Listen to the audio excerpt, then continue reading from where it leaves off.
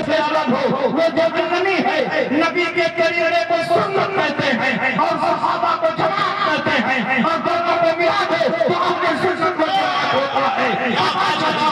جنت میں جانے والی جماعت کوئی اور جماعت نہیں، ہم اہل سنت کو جماعت ہے جن کی پہچان آج کے دور میں مسلک اعلیٰ حضرت ہو ہے۔ نعرہ تکبیر، نعرہ رسالت، مسلک اعلیٰ حضرت، جلسہ دستار بندی، حضرت علامہ مفتی شمشاد احمد صاحب قلعہ۔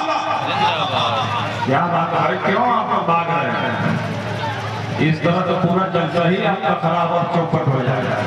آپ لوگ بیٹھے ہیں وہاں ذمہ داران وہ کو دیکھ کے ممبر شریف کے ایک صاحب اسٹاف دستار بندی، دارالعلوم مظفر سرسیہ، علماء اہل سنت، عوام اہل سنت، حضرت علامہ مفتی شمشاد احمد صاحب قبلہ، نعرہ تکبیر، نعرہ رسالت۔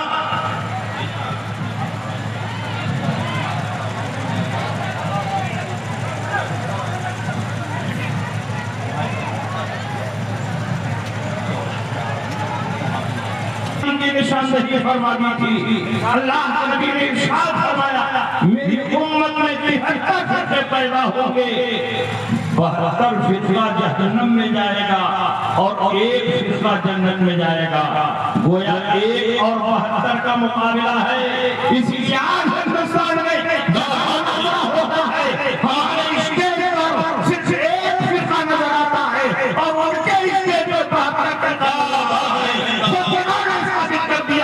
کہ یہ جہنم میں جانے والے ہیں۔ اللہ کے نبی سید عالم صلی اللہ علیہ وسلم نے سچ فرمایا 72 فرقہ جہنم میں جائے گا اور ایک ہی فرقہ جنت میں جائے گا۔ وہ کون فرقہ ہوگا؟ جو نبی کی سنت پر چلے اور صحابہ کے طریقے پر چلے۔ میں آپ سے پوچھنا چاہتا ہوں کہ صحابہ کا طریقہ کیا نبی کی سنت سے الگ ہے؟ جو نبی کی سنت ہے وہی صحابہ کا طریقہ ہے، جو نبی کا طریقہ ہے وہی صحابہ کا راستہ ہے۔ تو نبی دو باتیں کیوں بیان فرما رہے ہیں؟ نبی صرف اتنی بات فرما دیتے جو میری سنت پر چلے وہ جنتی ہے، یا اس سے بڑھ کر نبی یہ فرما دیتے جو قرآن پر عمل کرے وہ جنتی ہے، نبی یہ فرما دیتے جو حدیث پر عمل کرے وہ جنتی ہے۔ لیکن نبی یہ نہیں فرما رہے ہیں، دونوں باتیں فرما رہے ہیں، جو میری سنت پر چلے اور صحابہ کے طریقے پر چلے وہ جنتی ہے۔ کیونکہ نبی کو معلوم ہوا کہ ایک اور آئے گا اور کچھ لوگ پیدا ہوں گے جو صحابہ کو چھوڑ کر قرآن پر عمل کرنے کا دعویٰ کریں گے اور کہیں گے ہم اہل قرآن ہیں، اور جو صحابہ کو چھوڑ دے وہ قرآن پر عمل نہیں کر سکتا، وہ اہل قرآن نہیں ہو سکتا۔ کچھ لوگ پیدا ہوں گے جو صحابہ کو چھوڑ کر یہ دعویٰ کریں گے کہ ہم حدیث پر عمل کرنے والے ہیں، اور جب صحابہ کو چھوڑ دیا جائے تو حدیث رسول پر بھی عمل نہیں ہو سکتا۔ اس لیے نبی نے سچے اہل قرآن اور سچے اہل حدیث اور سچے اہل سنت کی پہچان یہ بتائی، جو صحابہ کے راستے پر چلے وہی حقیقی اہل سنت ہے، وہی قرآن والا ہے، وہی حدیث والا ہے، اور جو صحابہ کو چھوڑ دے وہ اہل قرآن نہیں ہے، وہ اہل حدیث نہیں ہے، وہ اہل سنت نہیں ہے، وہ ڈپلیکیٹ مسلمان ہے، وہ اوریجنل مسلمان نہیں ہے۔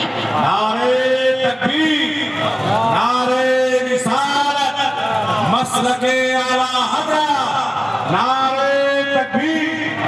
اب آپ بتاؤ صحابہ کے راستے پر کون چل رہا؟ صحابہ کے عقیدے پر کون چل رہا؟